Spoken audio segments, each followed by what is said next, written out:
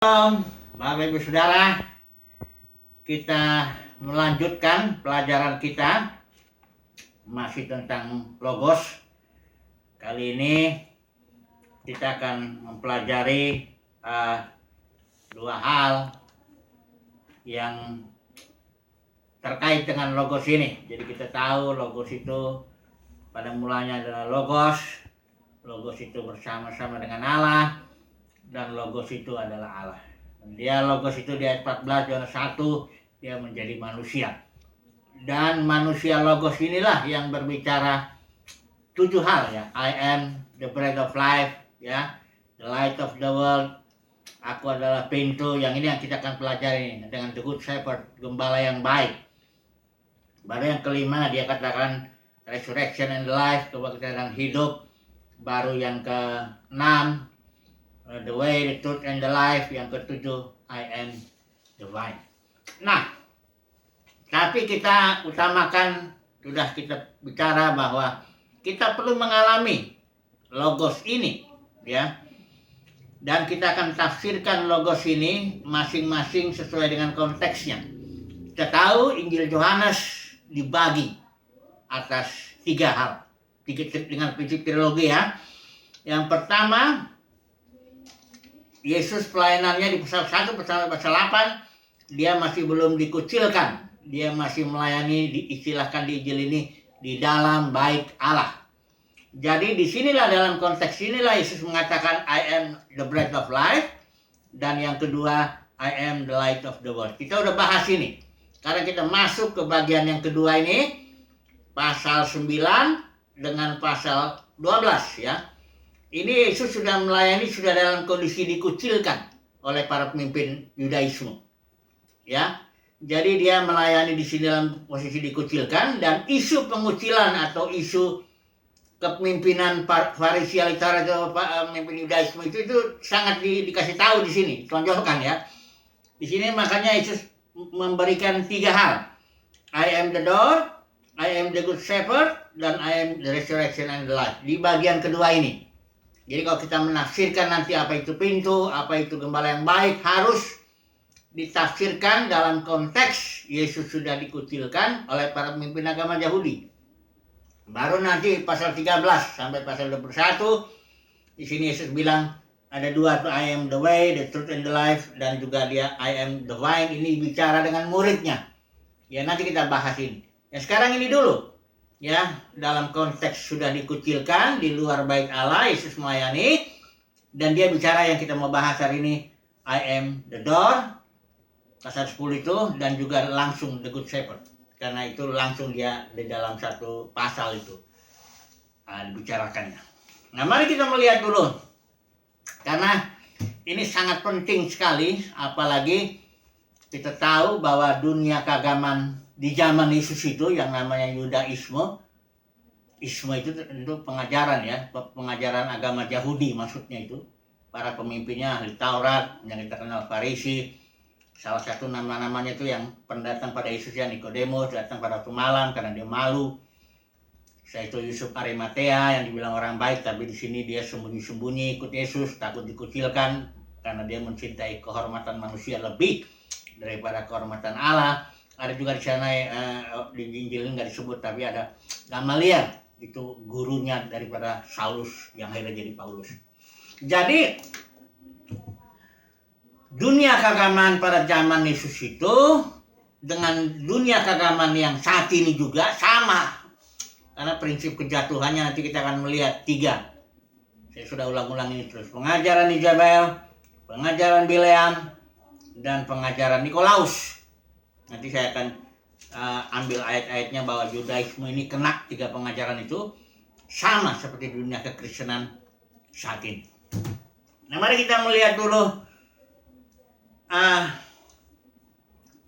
pasal 10 ya. Ini dia apanya,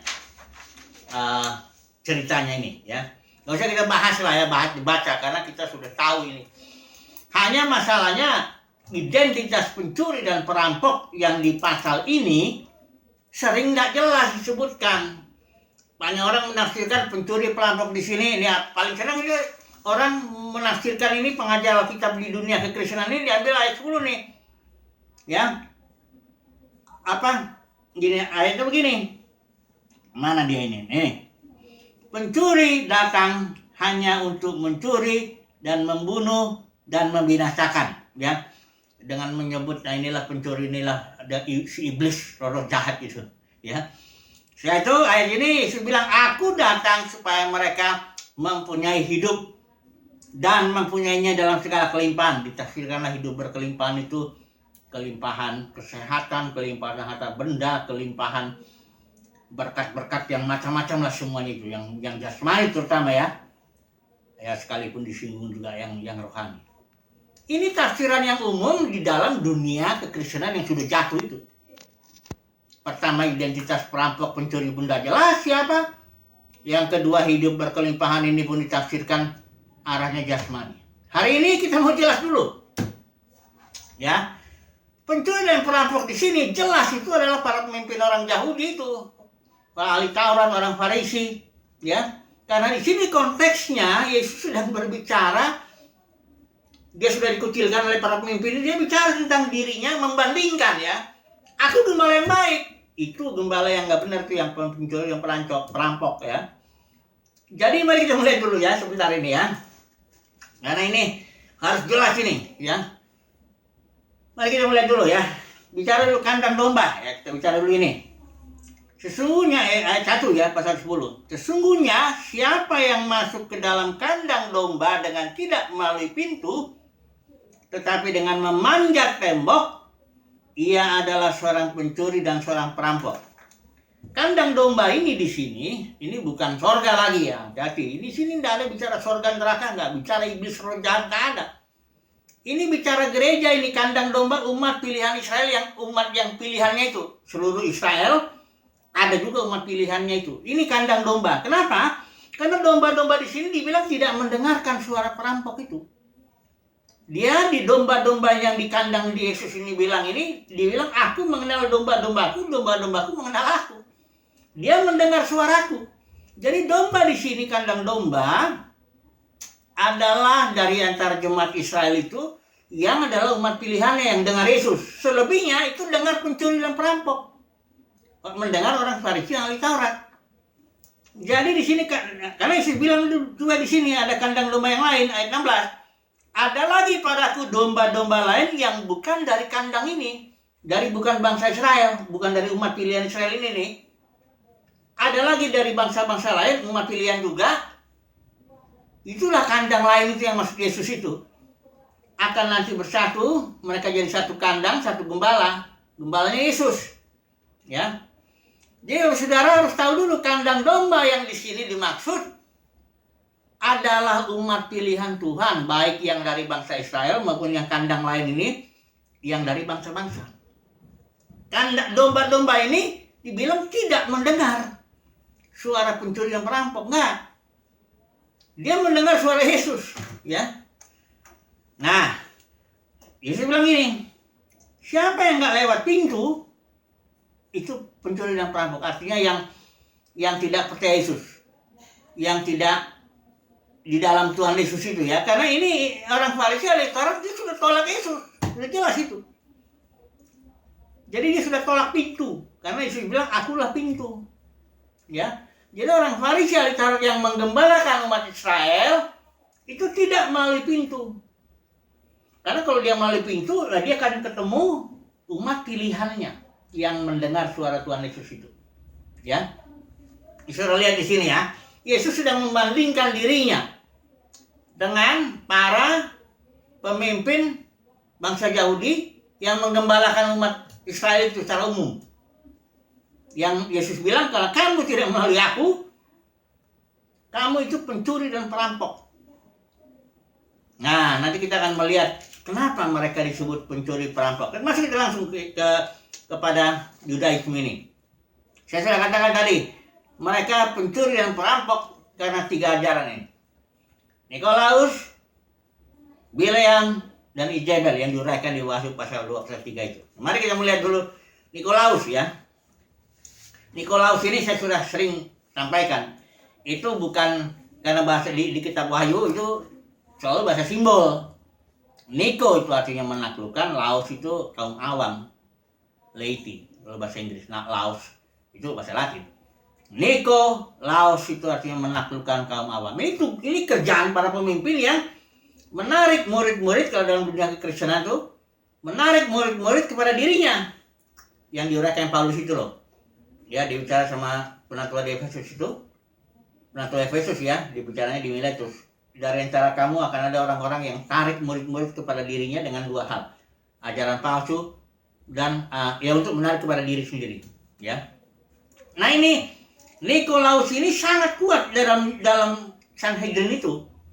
Mari kita melihat pasal 12 ayat 11 ini, ya. Ini cirinya ya, bagaimana mereka menaklukkan, menguasai, mengontrol umat Israel itu, para pemimpin ini, Sanhedrin ini, sehingga mereka ini tunduk, nurut, taat. Orang-orang Farisi, ahli Taurat itu sangat disegani. Jadi jangan membayangkan ahli Taurat itu orang-orang yang apa? Enggak, mereka itu punya sangat dihormati. Orang-orang kayak Gamaliel, Yusuf Arimatia, apalagi mereka kaya-kaya. Nikodemus, orang berpendidikan, kaya, ya udah pasti dihormati oleh umat Israel. Ya. Perhatikan di sini nih. Tapi mereka punya spirit Nikolaus, ya, yang sangat kuat sekali. Perhatikan di sini. Yohanes 12 ayat 11. Perhatikan nih kalimatnya begini. Sebab karena dia orang banyak orang Yahudi meninggalkan mereka dan percaya kepada Yesus. Ini kasusnya waktu Lazarus ya. Karena begitu Yesus mengadakan mukjizat Lazarus, banyak orang percaya, tapi lihat sebelum percaya paling karena Lazarus ini banyak orang Yahudi meninggalkan mereka, meninggalkan para pemimpin itu dan percaya Yesus. Jadi harus meninggalkan dulu orang Yahudi, para pemimpin itu, baru bisa percaya. Saya udah pernah bahas ini, meninggalkan ini istilah Yunaninya hupago. Hupago itu kata kerja yang sangat kuat. Suatu tindakan tegas, suatu tindakan yang harus dilakukan sebelum orang percaya Yesus. Harus tinggalkan dulu para pemimpin agama itu di zaman itu. Orang Farisi, ahli Taurat, tinggalkan dulu. Baru percaya Yesus. Kenapa? Karena orang Farisi itu mengontrol dengan kekuatannya, menaklukkan ya, mengikat ya orang banyak itu. Jika kalau orang mau percaya Yesus, dia harus meninggalkan dulu hupago. Kata kerja yang sangat kuat. Suatu tindakan yang tegas untuk meninggalkan. Ini kenapa orang Yahudi begitu? Ada spirit Nikolaus. Nah, sama juga dengan dunia Kristen saat ini, sama juga. Para pemimpin itu kontrol jemaat itu dengan sangat kuat. Dipegang itu, sehingga jemaat itu ya bisa lepas ya. Takut gitu sama pemimpin itu. Kalau saya lepas, jangan-jangan, apalagi dia ada, ayo tunduk diri sama saya. Jangan mengusik orang yang diurapi Tuhan, nah, macam-macam ajaran itu. Untuk mengontrol, menaklukkan Nikolaus, ya. Bahkan kalau kita kasih tahu, makanya ada yang bilang gini, sampai ada yang bilang gini ya, kalau ngomong Yesus, jelekin Yesus di depan orang Kristen, dia sabar, tapi jangan jelekin pendetanya, marah dia langsung. Itu kenapa? Karena Nikolaus itu sudah terkontrol dia, sudah tersihir dia, ya. Nah ini dia Nikolaus. Kemudian lihat Bileam, ya. Nah ini jelas kalau Bileam ini dagang ini, jual-jual karunia ya, dari mulai pengajarannya, karunianya, Roh Kudusnya, urapannya, minyak, semuanya dijual ya. Nah ini dia di pasal 2 ini di Sanhedrin bikin gitu juga, dagang di bait suci. Itu yang Yesus hajar itu. Saya nggak tahu kalau Yesus datang di zaman ini secara jasmani, di mimbar-mimbar ini, saya nggak tahu nih apa dia akan bikin begini juga, tapi saya yakin dia akan lakukan ini juga. Bisa ditebalikin semua karena dagang semua. Bileam dagang ya. Ketiga Izebel ini yang paling banyak ya ceritanya tentang Izebel, tapi yang paling utama tuh dia merampas otoritas suaminya. Kasus kebun anggur Nabot ya. Tuh si Ahab suaminya tuh pengen itu kebun anggur, tapi nggak dikasih sama si Nabot. Udah gitu Izebel bilang tenang aja. Dia bikin surat atas nama Ahab dengan materai raja. Jadi dia mencuri otoritas suaminya itu dan dia mengadakan rencana sesuai keinginannya itu. Saat ini para pemimpin Yahudi juga begitu. Dia mencuri otoritas yang di otoritas Tuhan, dia gunakan untuk rencana-rencana dia. Jezebel ini, ya, mencuri otoritas. Para pemimpin dunia kekristenan juga mencuri otoritas juga dengan banyak pengajaran yang bikin jemaat takut sama dia. Saya punya otoritas, kau orang awam, ya, macam-macam itu semua, ya, sehingga jemaat itu terikat di dalamnya itu, ketakutan bahkan. Kalau nanti saya berontak, bahaya ini, nggak diberkati saya, dikutuk saya dan sebagainya. Ini Jezebel. Jadi ketiga ajaran ini, baik Nikolaus, Bileam, Jezebel, sudah merasuk, ya, merasuk para pemimpin itu, baik Yudaisme maupun dunia kekristenan saat ini. Mari kita lihat dulu Jezebel ini, ya. Ayat pasal 2 ayat 18 ini, roh Jezebel yang ada di dalam Sanhedrin ini. Lihat, perhatikan pasal 2 ayat 18. Di sini dibilang gini. Pasal 2 ayat 18, ya. Waktu Yesus mengusir itu, dia bilang gini. Orang-orang Yahudi menantang Yesus, katanya, tanda apakah yang dapat engkau tunjukkan kepada kami bahwa engkau berhak, berotoritas, berkuasa untuk bikin ini? Karena dia, orang Farisi itu bilang, otoritas itu, hak itu sudah ada pada kami. Bilangnya gitu. Dalam dunia agama, otoritas itu sama kami. Otoritas gembala sidang itu sama saya. Ini jemaat saya, ini punya saya, ini otoritas saya. Jangan curi jemaat saya, kira-kira begitu. Ya, atas hak apa kamu? Nah itu. Ini sebenarnya ini Jezebel ini. Tapi dalam dunia kekristenan sudah biasa itu. Tapi itu adalah roh Jezebel. Merasa saya punya hak atas jemaat saya. Kira-kira begitu. Ya, juga dia ngomongnya, saya gereja saya kok ini. Bukan gerejanya Tuhan, ini gereja saya ini. Ya enggak? Ini dia Jezebel. Jemaat takut nggak diberkati, ya. Nah, inilah dalam konteks seperti inilah Tuhan Yesus bilang, ini dia yang kita bahas kita, I am the door. Akulah pintu. Siapa yang nggak lewat aku, itu pencuri dan perampok. Jadi pencuri dan perampok siapa? Para pemimpin agama, ya kalau itu zaman itu Yudaisme. Kalau dalam dunia kekristenan, ya pemimpin itu yang dirasuki oleh 3 roh.